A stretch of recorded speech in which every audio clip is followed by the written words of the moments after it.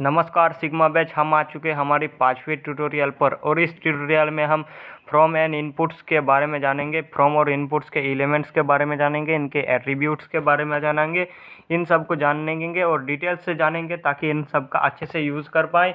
और अभी हम चलिए, अगर अभी तक अगर हमारा इस प्लेलिस्ट को एक्सेस नहीं किया तो जल्दी से प्लेलिस्ट को सेव कर लीजिए और जैसे ही हमारे वीडियो आते रहेगा और आपके प्लेलिस्ट में भी आपको मिलता रहेगा। तो प्लेलिस्ट को ज़रूर सेव कर लीजिए और चैनल पर नए हैं तो सब्सक्राइब करके बेल आइकन दबा दीजिए और वीडियो को लाइक कीजिए। आपके लाइक और कमेंट से मुझे मोटिवेशन मिलता है। और चलिए, तो अगर आप हमारा HTML CSS लाइव के साथ तो अगर आपने हमारे वेबसाइट पर विज़िट नहीं किया तो विज़िट कीजिए और एनरोल कीजिए आपके पसंदीदा कोर्स को। आपके मुताबिक आप चाहो तो EMI के साथ भी जा सकते हो। तो चलिए, हम यहाँ पर अपना कोड एडिटर ओपन करते हैं। हमारा एंड्रॉइड कोड एडिटर में ओपन करता हूँ और आप भी अपना एंड्रॉइड कोड एडिटर ओपन कीजिए और जो लोग VS कोड में वो आप भी ओपन कर लीजिए। और सबसे पहले तो आप एक फोल्डर बना लीजिए और यहाँ पर हम जानेंगे एट्रीब्यूट्स और इनके जितने भी टैग्स है। तो सबसे पहले टैग्स में आ जाएंगे और हमारे पास फॉर्म के लिए टैग जो होता है, पहला टैग आता है फ्रॉम टैग और ये हमारा ओपनिंग क्लोजिंग टैग है, मल्टी क्लोजिंग टैग है और ये हमारा इनपुट हो गया, ये आप सिंगल क्लोजिंग टैग हो गए। और इसी के साथ इसमें हमारा काफ़ी सारे टाइप है जो हम मेन टॉपिक है उनको देखेंगे। और अगर आपके इसके सब के बारे में डिटेल्स में जानना है तो हमारा लाइव क्लासेस ज्वाइन कीजिए, हमारे वेबसाइट पर जाकर विजिट कीजिए और कोर्स को ऑनलाइन कीजिए। उसके बाद हमारे पास आता है टैग्स एरिया, ये भी मल्टी क्लोजिंग टैग है। सिलेक्ट टैग, ये भी मल्टी क्लोजिंग टैग है। और इसके बाद ऑप्शन टैग है, OPT ग्रुप है। इसके बाद बटन टैग है, हमारे पास लेवल टैग है, फील्ड सेट है, लेजेंड है, डिव है। डिव के बारे में हमने अभी तक नहीं जाना है और इसको आगे चल के देखेंगे। और यहाँ पर मेरे पास आता है स्पॉन टैग, जिसको मैंने कवर कर लिया पिछले वीडियो में। अगर आपने नहीं देखा है तो टाइपोग्राफी 2 के वीडियो में आप देख सकते हो, वहाँ पर मैंने इसके डिटेल्स में बात किया है।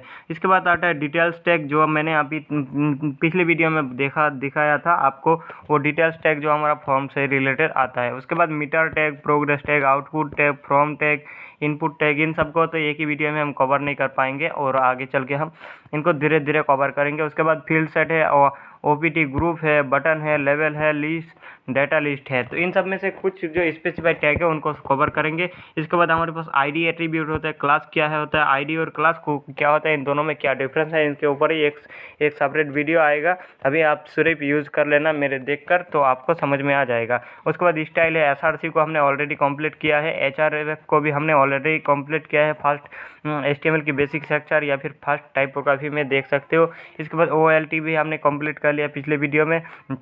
विथ हमारे पास आता है, जिनको हमने कंप्लीट किया। इसी के साथ हम हाइट भी आता है, कॉल स्पान हमने ऑलरेडी कवर कर लिया है। और डिसेबल आता है, read only, required, placeholder, value, selected, checked, multiple, min and max, step, autocomplete. और उसी के साथ हमारे पास पैटर्न आता है, डाटा आता है और एरिया आता है। तो ये जो हमारा एट्रीब्यूट आता है ये सब होता है। और ये हमारा जो हो गया, ये कॉमन एट्रीब्यूट है जिन्हें हमें यूज़ करना ही चाहिए। लेकिन ये कुछ एडवांस एट्रीब्यूट आता है जो हमारे पास एक्शन है, मेथड है, ink type, target, name, from, उसके बाद from action, from method, from ink type, उसके बाद टारगेट। तो इन सबको हम जानेंगे। और सबसे पहले हम जानेंगे हमारे पास जो पहला एट्रीब्यूट है उनके बारे में। तो सबसे पहले हम फ्रॉम को देखेंगे, उसके साथ साथ इनपुट को देखेंगे। तो यहाँ पर आ जाएंगे नीचे और यहाँ पर हमारा फ्रॉम है, तो यहाँ पर हम FORM फ्रॉम टैग लेंगे और फ्रॉम टैग शुरू और बंद कर देंगे क्योंकि ये मल्टी क्लोजिंग टैग है। इसको अभी ऐसे ही छोड़ देंगे ब्लैंक। और इसी के साथ हमारे पास यहाँ पर इनपुट आता है, तो यहाँ पर इनपुट लेंगे। ये अगर आप कोई भी फॉर्म बनाते हो तो आपको ये फॉर्म लेना ज़रूरी है, नहीं तो ये फॉर्म का डेटा सबमिट नहीं होगा।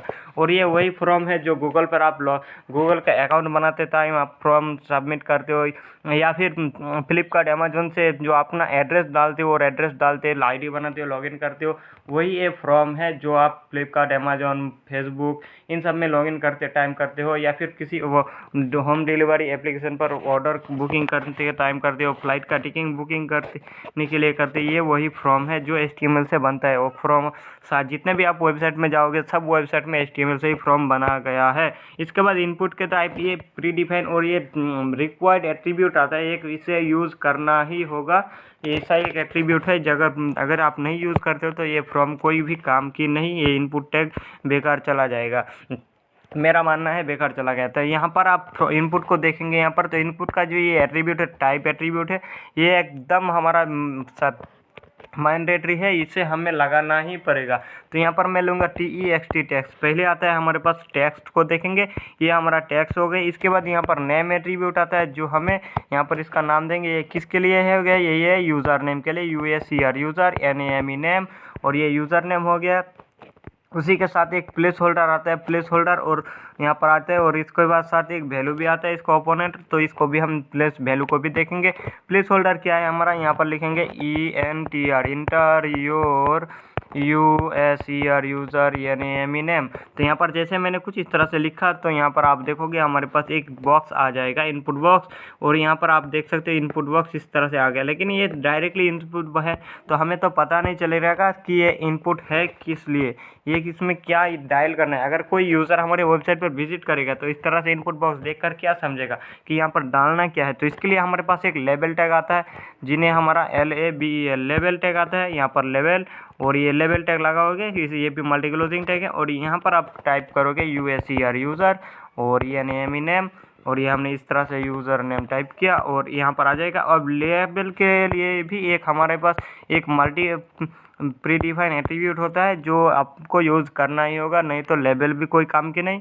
तो इसको अगर हम बनाएंगे, ये लेबल किसके लिए, ये लेबल ये जो लेबल हमने लिया ये किसके लिए, ये हमने इस इनपुट के लिए बनाया, तो ये आपको डिफाइन करना पड़ेगा। इन दोनों में कनेक्शन जोड़ने के लिए ही हमारे पास ये 4 एट्रीब्यूट आता है। तो यहाँ पर लिखेंगे USER यूज़र NAME नेम, और इस तरह से आप यूज़र नेम लिखोगे। और अब आप देखोगे तो अभी हमने नहीं लिखा, अब यहाँ पर हमें ID का एट्रीब्यूट पर यूज़ करना पड़ेगा। ID एट्रीब्यूट क्या करता है, इस ID से टारगेट करता है, इस चीज़ से इस मैंने कनेक्शन जोड़ने के लिए हमारे पास यहाँ से जो कनेक्शन जाएगा, ये कनेक्शन इनपुट से भेजने के लिए हमें क्या चाहिए, ID एट्रीब्यूट चाहिए, और उसे जो खींचने के लिए, उसको लेने के लिए, इसका कनेक्शन जो लेने लेवल को लेने के लिए हमें 4 का एट्रीब्यूट करना पड़ेगा। यानी एक मान लो एग्जांपल, तो हम आप फ्लिपकार्ट में आप क्या करोगे, सबसे पहले ऑर्डर बुकिंग करोगे। बुकिंग करने के लिए आपको क्या चाहिए, ऑर्डर फ्लिपकार्ट की एप्लीकेशन या फिर वेबसाइट में आपको अपना एड्रेस डाल के सबमिट करवाना होगा, यानी भेजना होगा। उसके द्वारा आपका एड्रेस फ्लिपकार्ट के पास भेजना होगा, और फिर वो एड्रेस कहाँ पर आएगा, वो फिर फ्लिपकार्ट जो अपना एड्रेस लेगा, तो वो तो आपके वेबसाइट पर गया, तो वेबसाइट से जो आपका पैकेज यानी डिलीवरी का जो कुरियर होता है, बॉक्स होता है, उनके पास कैसे आएगा, उनके पास तब आएगा जब उनको एक जो आपका डिलीवरी के लिए जो बॉक्स होता है, वो बॉक्स में जब तक वो ये एड्रेस नहीं चिपकाएगा, तो उसके एड्रेस को चिपकाने के लिए क्या चाहिए, प्रिंटर चाहिए, तभी तो उसको प्रिंट करके यहाँ पर बैठाएगा उसका स्टिकर, जहाँ पर आपका सारा एड्रेस दिखा रहेगा। तो प्रिंटर मान लो ये 4 जो है वो एक प्रिंटर है, और ये जो एक एप्लीकेशन हो गई ID जो आपको एड्रेस भेजेगा, और ये जो प्रिंटर निकाल के यूज़र को देगा यानी डिलीवरी बॉय को देगा, वो आ गया 4। तो यहाँ पर हमारा 4 में क्या है, USER यूज़र और NAME नाम।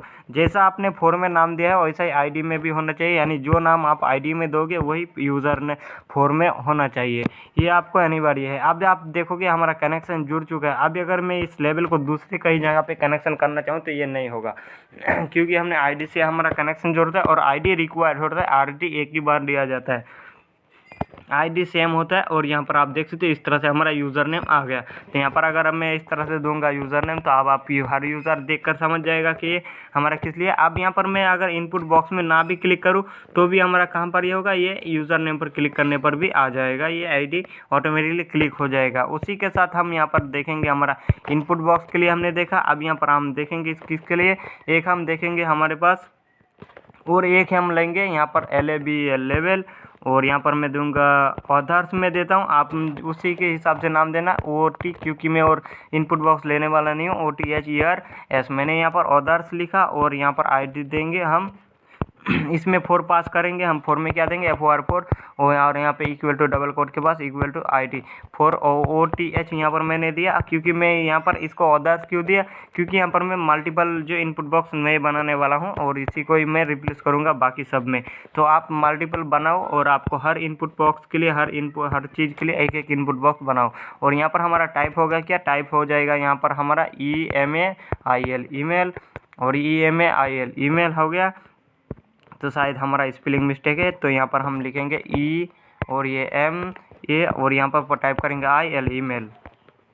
मैंने सबको ईमेल दे दिया और आईडी भी ओटीजी दिया, नेम मैंने ईमेल पास किया और प्लेस होल्डर में इंटर और ईमेल पास कर दिया। अब यहाँ पर आप देखोगे हमारा एक ईमेल के लिए बॉक्स बन गया और आप देख सकते हो, लेकिन यहाँ पर जो हमारा एक ही लाइन में आ गया। तो इसको अलग करने के लिए हमारे पास क्या आता है, ब्रेक टैग। मैंने पिछले वीडियो में बताया था, लेकिन मैं यहाँ पर भी सजेस्ट नहीं करूँगा कि आप एक HTML पेज में ब्रेक टैग यूज़ करो, क्योंकि ब्रेक टैग हमें यूज़ इस तरह से नहीं कर सकते। अब यहाँ पर ब्रेक टैग आप देखो कि क्या रिजल्ट हमारा सही हो गया ब्रेक टैग से, तो हम ब्रेक टैग क्यों यूज़ ना करें। जब हम CSS में काम करेंगे, जावास्क्रिप्ट में काम करेंगे, तब हमारा ब्रेक टैग ऐसा हमें एरर देगा और ऐसा ही हमें इंटरफेस हमारा ख़राब करेगा, ऐसा हमें परेशान करेगा, क्योंकि आप समझ में नहीं पाओगे कि ये किस तरह से आएगा। आप जावास्क्रिप्ट में ढूंढते रह जाओगे, CSS में ढूंढते रह जाओगे, लेकिन आप इसका सलूशन आपको ढूंढ कर नहीं मिलेगा। तो आप मैं सजेस्ट करता हूँ कि ब्रेक टैग आप तभी यूज़ करो अगर किसी पैराग्राफ लिखते हो तो पैराग्राफ में के बीच में आप उसको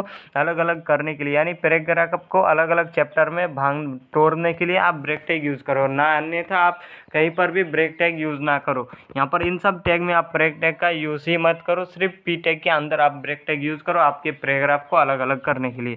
यहाँ पर आ जाएंगे हमारे पास ईमेल और मैंने ब्रेक टैग देकर अलग कर दिया। अब यहाँ पर आ जाएंगे और इसी के साथ हमारे पास ईमेल के बाद एक नंबर के लिए नंबर आता है, NUMBR नंबर, और ये ईमेल जो है यहाँ पर आ जाएंगे और यहाँ पर हमारा जो नंबर आ गया ये अब इसमें नंबर टाइप होगा और ये हमारा नंबर के लिए बन चुका है। अब इसी के साथ हमारे पास आता है एक रेडियो बटन, तो RADIO रेडियो, और यहाँ पर आ जाएंगे रेडियो, और ये आप देख सकते हो हमारा रेडियो आ चुका है।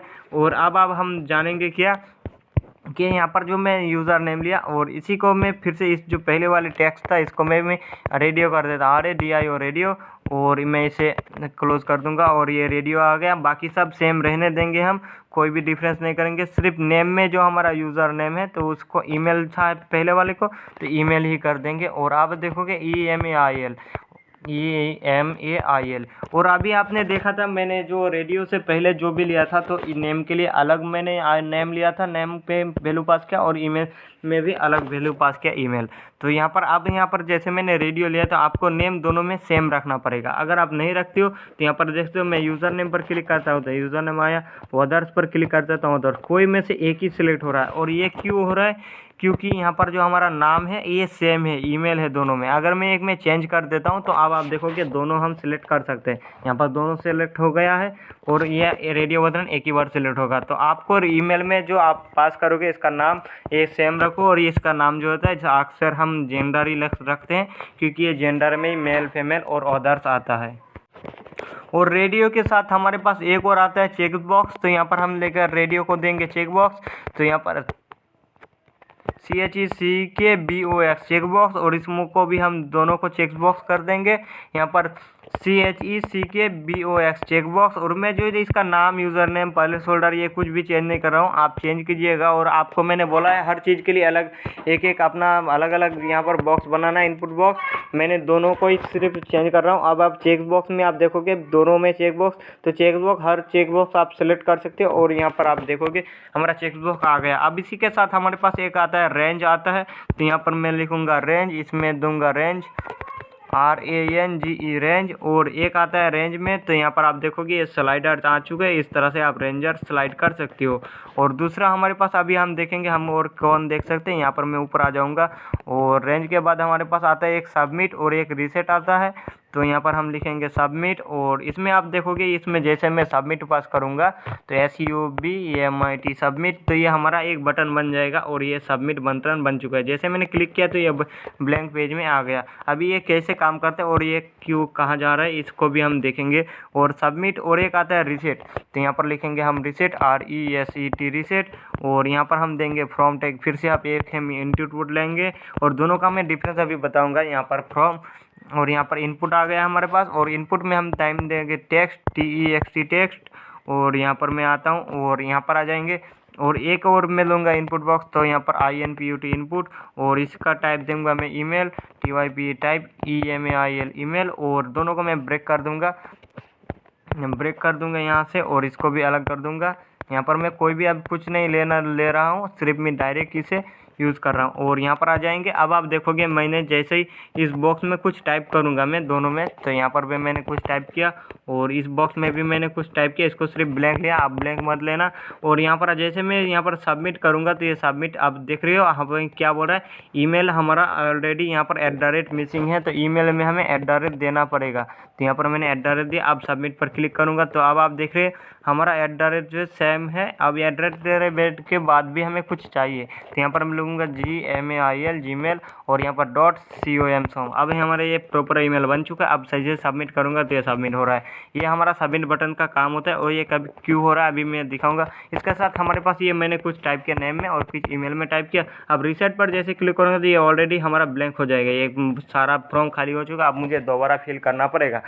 और ये क्यों हो रहा है, क्योंकि हमने ये फॉर्म टैग लिया और इसी के लिए। अब फॉर्म में हमारे पास जो मेथड आता है, यहाँ पर हमारे पास एक एक्शन आता है और एक मेथड आता है। तो यहाँ पर हमारा जो हरी भाई ने अभी आज के वीडियो में बताया था कि एक्शन में आपको पोस्ट डालना बताया था, तो यहाँ पर एक्शन में हमारा पोस्ट नहीं आता, एक्शन में हमें उस टारगेट करना पड़ता है। तो ACTION एक्शन, तो यहाँ पर एक्शन में हमें उस फाइल को टारगेट करना है जिस फाइल में इस फॉर्म का डेटा जो प्रोसेसिंग यानी डाटाबेस में भेजने के लिए जिस फाइल में यानी जिस फोल्डर में काम किया जाएगा उसी फोल्डर को यहाँ पर लिंक करना पड़ता है। जैसे मैंने चाहता हूँ कि हमारे पास एक यहाँ पर क्या है इमेज, एक हमारे पास डाटाबेस नाम से फोल्डर है DATA डाटा और BASE डाटाबेस नाम से एक फोल्डर है, उसी के साथ हमारा submit.php है। तो SUBMIT submit.php मेरे पास है नहीं ऐसा कोई फोल्डर, तो मैंने यहाँ पर सिर्फ आपको दिखा लिया कि बताया था कुछ इस तरह से हमें लिंक करना पड़ता है। अब यहाँ पर जैसे मैं फॉर्म को सबमिट करूँगा तो ये सबमिट होकर फॉर्म का आ जाएगा, इस सबमिट बटन पर जाएगा, उनका डेटा जो है सारा डेटा हमारे पास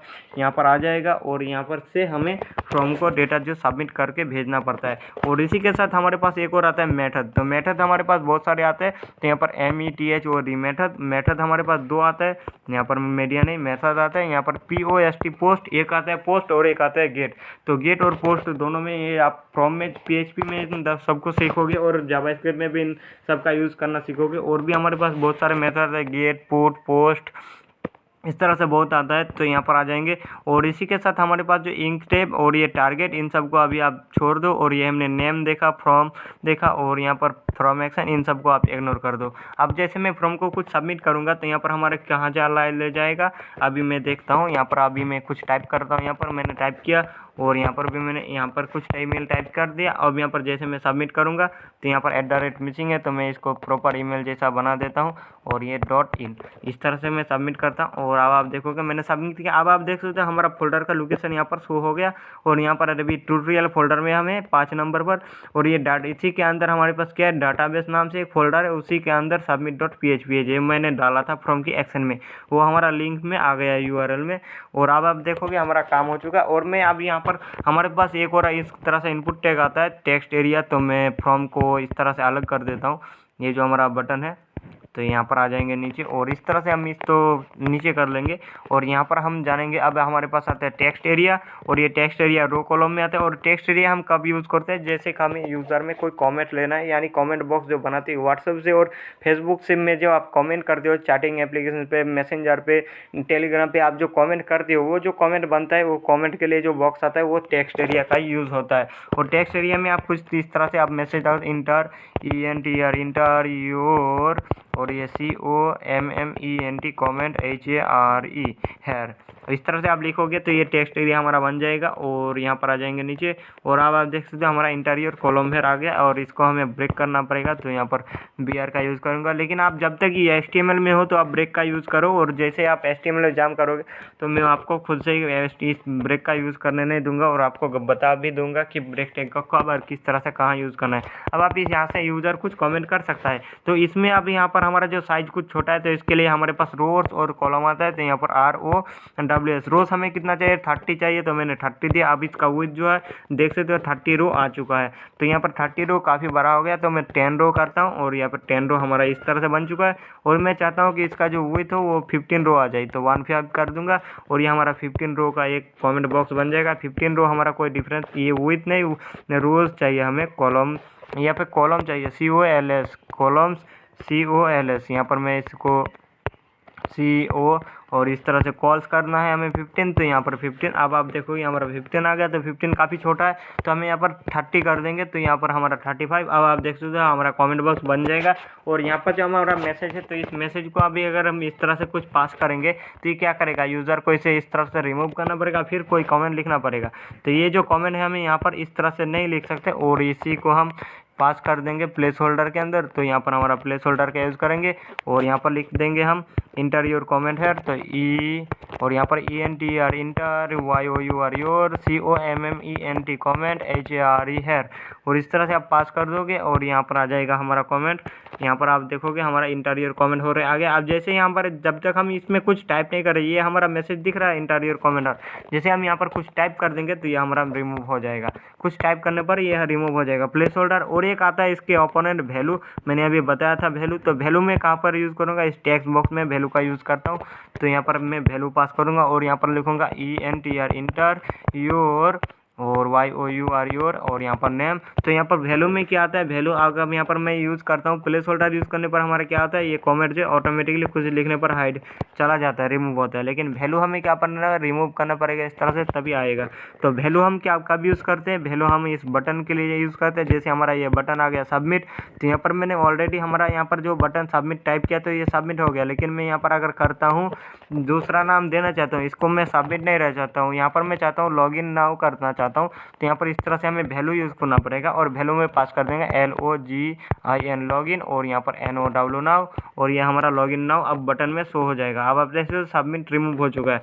तो यहाँ पर हमारा जो दूसरा बटन है वहाँ पर रीसेट है, तो मैं रीसेट नहीं करना चाहता हूँ, मैं उसे क्लियर कर लिखना चाहता हूँ, वहाँ पर यूज़र को दिखाना चाहता हूँ क्लियर दिखे। तो वैल्यू पास कर दूंगा और यहाँ पर CLEAR क्लियर कर दूंगा। अब यहाँ पर हमारा क्लियर आ जाएगा। तो ये वैल्यू हम तब यूज़ करते हैं कुछ स्पेसिफाई जगह पे। और यहाँ पर हमने देख लिया, इन सबको देखा है, और उसी के साथ हमने यहाँ पर जो कंप्लीट कर लिया। अगर आप सबके बारे में जानना चाहते हो, और एक हिडन आता है, मैं हिडन और एक आता है हमारे पास हिडन, तो यहाँ पर लिखूंगा मैं ए इनपुट। और यहाँ पर कभी कभी कोई इनपुट और प्लेस होल्डर यूज़ ना कर रहा हूँ, आप चलिए तो कर सकते हो, सबको यूज़ करिए प्लेस होल्डर रो कॉलम जितने भी मैंने बताया। और इसी के साथ हमारे पास TYP टाइप, और यहाँ पर हम देंगे इनपुट और यहाँ पर TYP टाइप में हम देंगे क्या, हिडन HIDDEN, तो HIDDEN हिडन। अब ये हमारा जो बॉक्स कभी पर भी दिखाई नहीं देगा, ये इसका जो कोई जगह ही नहीं है हमारा वेब पेज पर।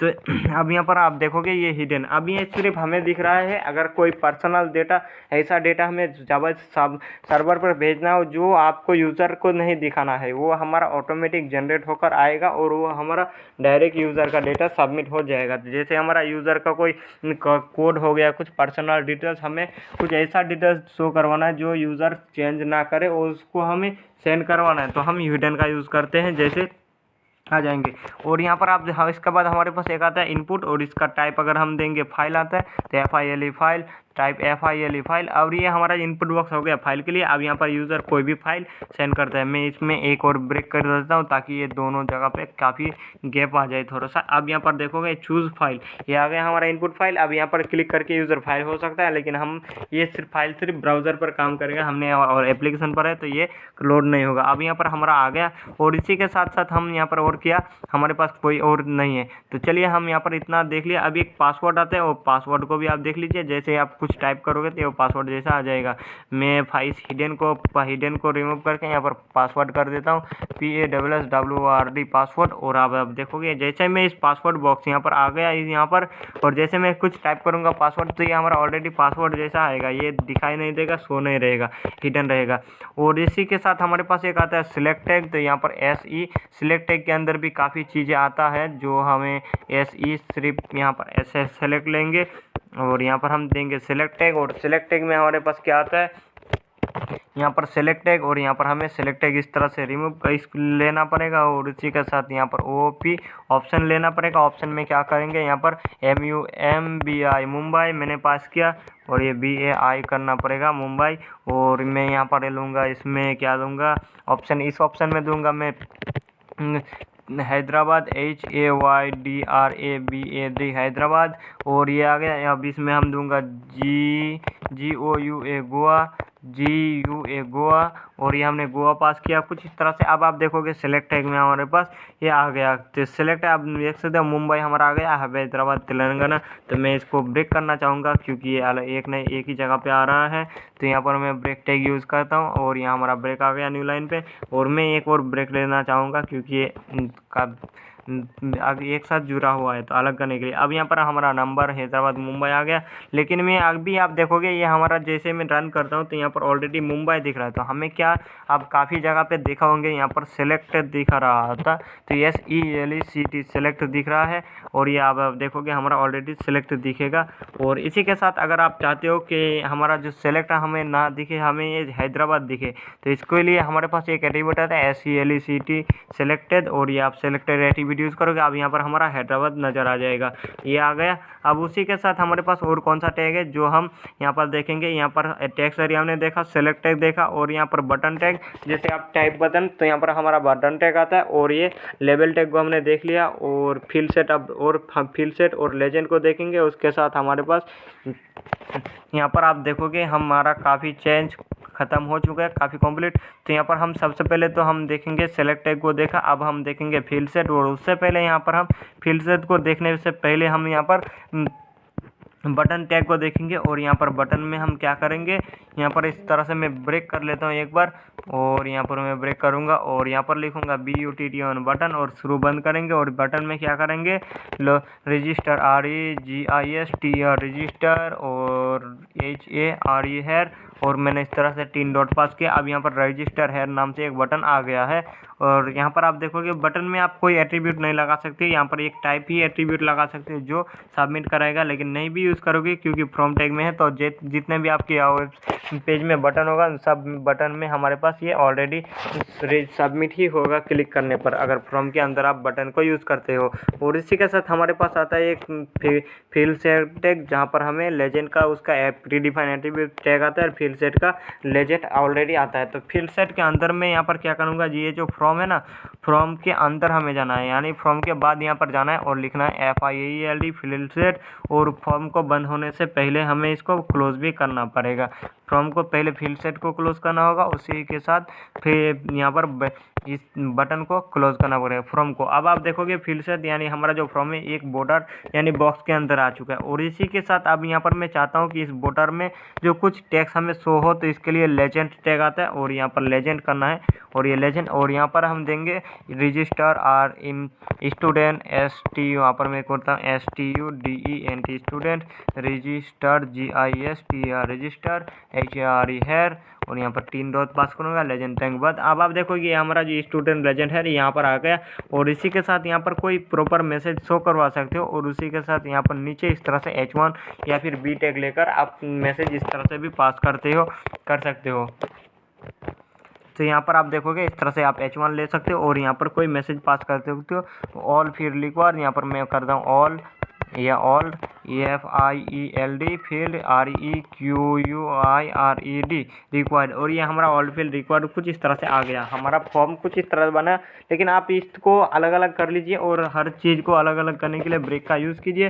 तब तक आप HTML में हो तब तक आप ब्रेक का यूज़ कीजिए, HTML के बाद हम ब्रेक का यूज़ करना ही छोड़ देंगे, क्योंकि ब्रेक का हमें यूज़ ही नहीं पड़ेगा। ब्रेक हमें सिर्फ अलग अलग करेगा, हमारा परेशानी को ज़्यादा बढ़ाएगा, परेशानी को आगे सामने ले आएगा।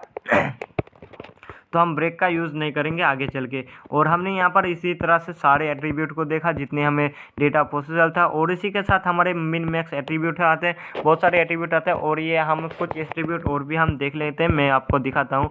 तो यहाँ पर हमारा जो इनपुट है, यहाँ पर हमने यहाँ पर प्लेस होल्डर देखा, यहाँ पर अब यहाँ पर हमें एक एट्रीब्यूट आता है रिक्वायर्ड, यहाँ पर मैं फर्स्ट नेम दे देता हूँ ईमेल में। तो यहाँ पर ईमेल हर यूज़र को भरना पड़ेगा, तो इसके लिए हमारे पास आता है रिक्वायर्ड, और ये रिक्वायर्ड जैसे पास करोगे तो अब यहाँ पर ईमेल हमारा भरना ही पड़ेगा। ईमेल का बॉक्स ब्लैंक होना नहीं चाहिए। अगर मैं टेक्स्ट करता हूँ, अभी मैं क्या करता हूँ, सबमिट करता हूँ, यहाँ पर मैं सबमिट कहाँ पर है, यहाँ पर, तो आप देख रहे हो अभी यहाँ पर फील्ड प्लीज़ फील्ड रिक्वायर्ड, यहाँ पर हमारा आ गया। अब यहाँ पर सबसे मैं सबमिट करता हूँ प्लीज़ फील्ड रिक्वायर्ड, तो ये फील्ड रिक्वायर्ड हो गया। अब यहाँ पर फील्ड रिक्वायर्ड हो गया तो अभी @ मिसिंग है, और यहाँ पर अभी सिर्फ ईमेल को बोल रहा है फील्ड रिक्वायर्ड। तो यहाँ पर मैं चाहता हूँ कि नाम नाम के जो फील्ड है वो भी यूज़र को भरना ही चाहिए, तो यहाँ पर रीड ओनली यहाँ पर भी कर दो।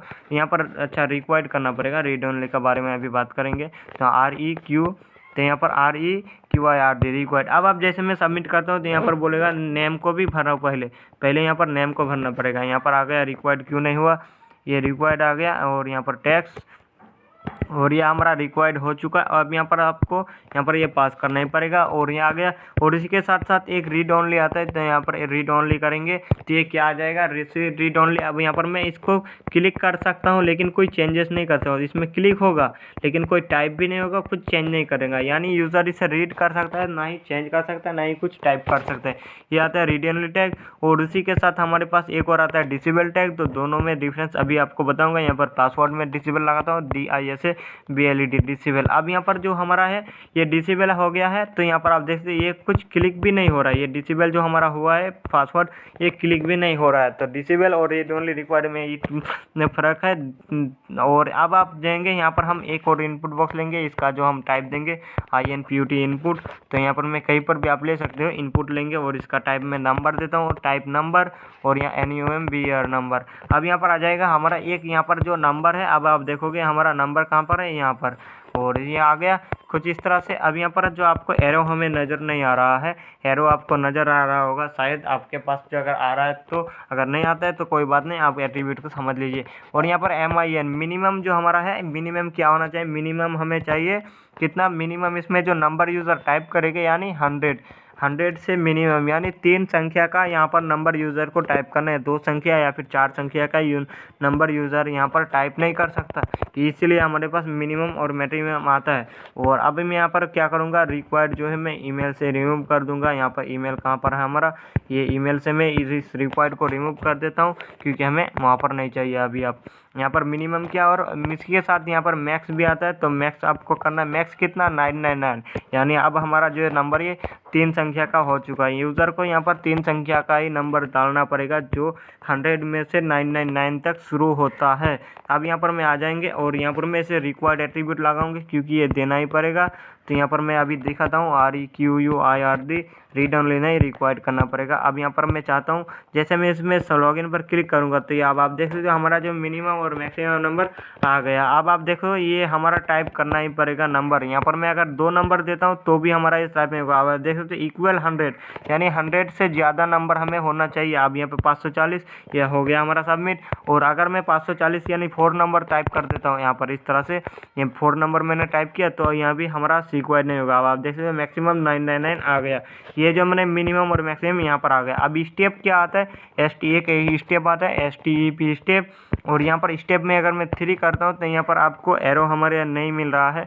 लेकिन अगर आपके एरो आ रहा है तो एरो पर आप क्लिक कीजिए, यहाँ पर जो स्टेप पास करोगे उतने ही काउंट होगा। यानी पहले तो हमारा 100 है तो 100 आएगा, उसके बाद फिर से क्लिक करोगे तो 103 आएगा, फिर 106 आएगा। अगर इसी तरह से आप 10 पास करोगे तो 110, 120 इस तरह से आएगा। तो ये स्टेप हमें जंप करवाता है, कितना जंप करवाना है। तो ये हमने ऑलरेडी आज का जो वीडियो में जो हमें सीखना चाहिए था, जो कंप्लीट है। और इसी के साथ एक ऑटो कंप्लीट आता है और एक ऑटो फोकस आता है।